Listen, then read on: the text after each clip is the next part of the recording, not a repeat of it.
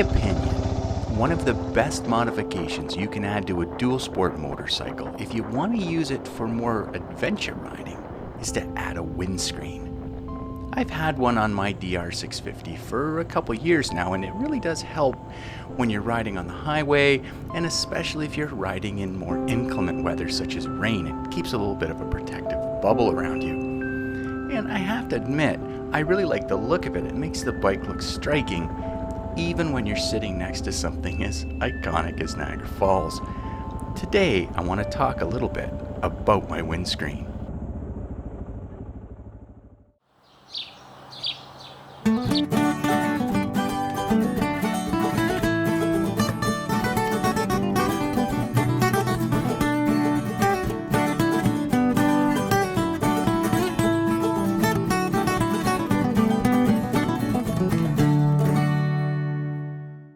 Welcome back to the channel, everybody. I'm Dino.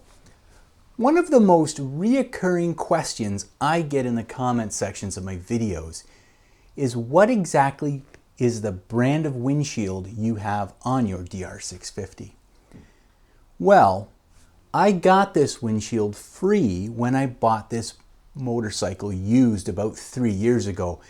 The previous owner just threw it in, and I thought that it was a aftermarket brand windshield that would just bolt right up to the stock DR650's small fly screen fairing.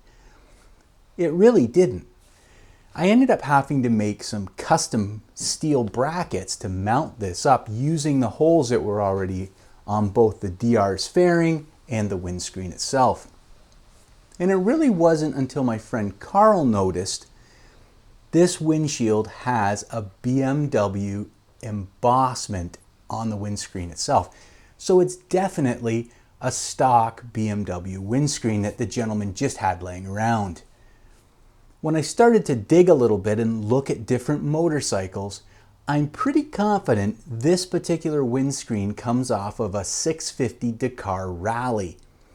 Now, it is a very well-made windscreen. The polycarbonate's almost a 1/4 inch thick. It has a really nice little flip up at the top here that helps direct air up and over your helmet.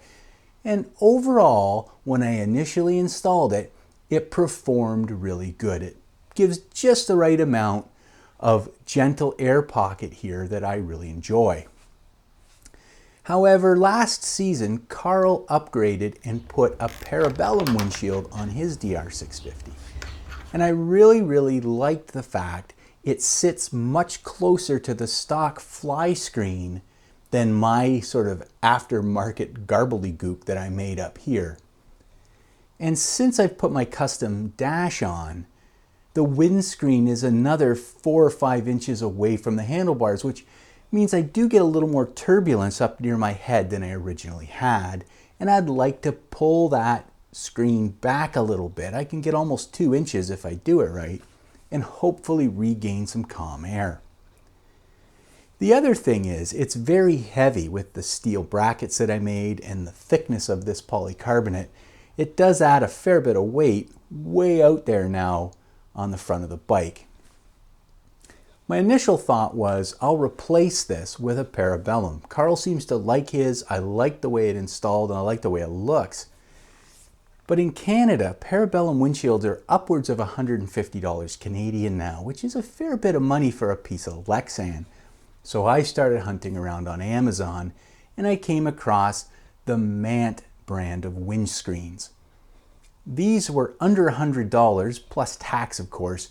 They looked pretty good and they were getting good reviews, so I ended up ordering one, and today we're going to take this one off and we're going to mount the Mantt windshield.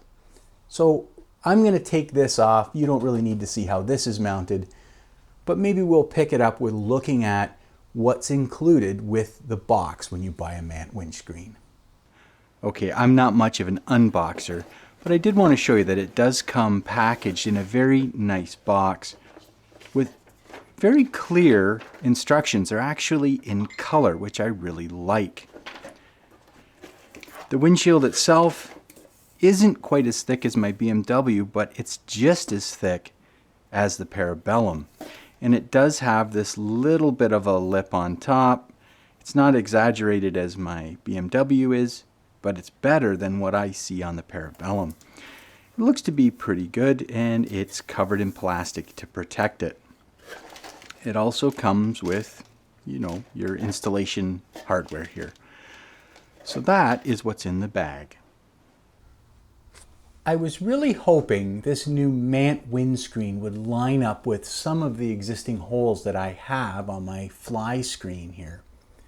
Obviously, the previous owner had several different windshields on here. Unfortunately, the one I'm going to mount today doesn't line up with any of the holes, so I'm just going to drill some new ones. But anyway, it's just the way it's going to be. As I said earlier, the instructions are pretty clear on how to install this, and what they want you to do is visually lay out the windscreen onto the fly screen here until you get it looking proper. Then you take the plastic off, mark down the two bottom holes in my case. The upper holes I couldn't get the pen through, but then make 4 reference marks around the outside of the windshield. When you lift the windshield off, you can now use a tape measure and just ensure that your eyes are correct. You want these to be pretty similar on either side, and mine were. And once you get that done, I took a bit of an extra step and just used a scratch awl to really define the center of those 2 bottom holes. Next, I'm going to take the 3 JIS screws out of the fly screen and ultimately lift the fly screen off and bring it over to the bench for the next step. With the fly screen off and the bottom 2 marked here, I'm just going to take my finger and check to make sure it's going to come through in a spot that's not going to interfere with any of the internals of the fairing. And it doesn't.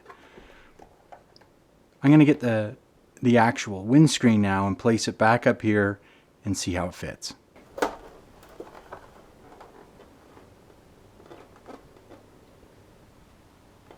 It really does look good to me, like it's well centered here. I think that's going to be okay. I'm a little bit worried that these particular holes don't lay flat, and I'm hoping there's going to be enough adjustment that when I bolt it down, it either flexes or whatever. I think what I might do is I'm going to drill these holes first and put these in, and then I'm going to push on it a little bit and flatten it out before I mark these 2 holes here.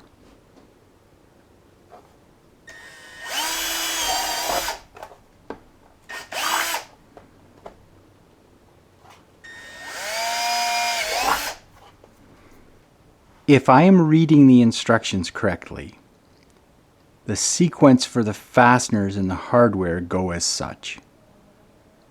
You have your bolt and 1 washer that goes on first. Then in here is where you're going to sandwich the Lexan, the windscreen itself. Another washer, this aluminum spacer, and this rubber vibration damper all go on the in between the windscreen and the fly screen. Then this washer goes on the inside of the fly screen, and finally this lock washer. They do give you these, which they call well nuts, which I'd like to know how to use. It looks like you may enlarge the hole and stick this through, and there's a brass threaded portion here. I think I'm going to go with this method though, because it is going to give me a little bit more flexibility to align the windshield, especially since I haven't drilled those top holes yet. So I'll get to work on this now.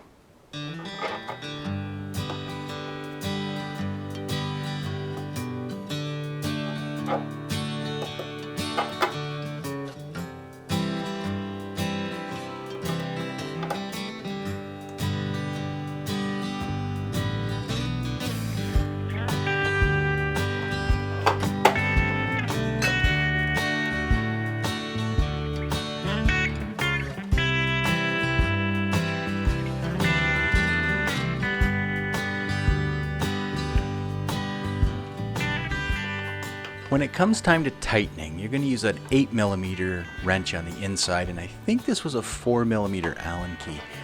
You just want to snug these up. You don't want to over tighten these or you will crack the windscreen itself. But now you can get a rough idea of what things look like. I'm going to use that same 7/32 drill bit and drill directly through the holes here. Now this isn't part of the written instructions, but I found this worked well for me. And when it came time to insert the hardware between the Lexan and the original fly screen, I found it easiest to come in from in between at the back here and then feed the bolt in. Once again, I'm going to tighten this up, not too tight again, but now you can see what this windscreen's really going to look like. I like it. Remounting is just as simple as putting back in those 3 JIS bolts and it's back on the bike, and I think it's looking good, but why don't you take a closer look? Know you've been a good friend, and that's in the thick and thin, and I know it's never gonna end, 'cause you've been a good friend.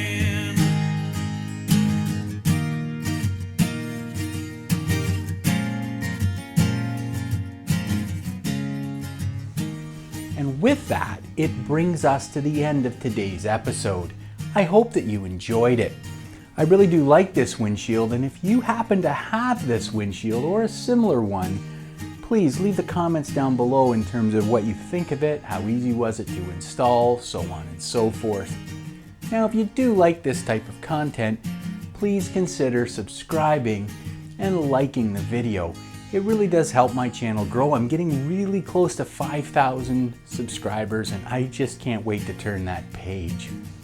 So until then, I'm going to get on some riding gear, go out and give this thing an initial shakedown, and I hope to see you soon here on Dino's Tinker Shed. Tinker easy.